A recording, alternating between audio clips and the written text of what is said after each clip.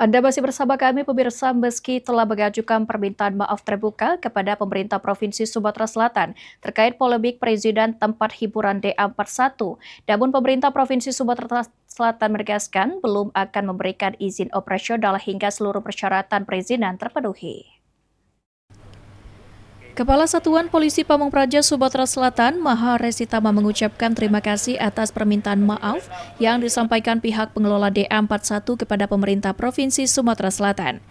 Meski demikian, menurut Maha Resitama, permintaan maaf tersebut tidak serta-merta membuat pemerintah Provinsi Sumatera Selatan memberikan izin kepada pengelola DA41 untuk kembali membuka tempat hiburannya.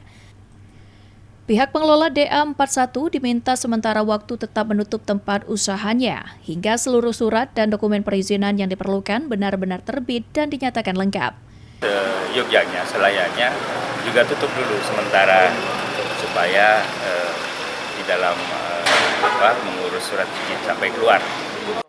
Hingga saat ini, Satpol PP Sumsel masih menunggu arahan dari Gubernur Sumatera Selatan terkait langkah selanjutnya yang akan diambil dalam menyelesaikan polemik tersebut.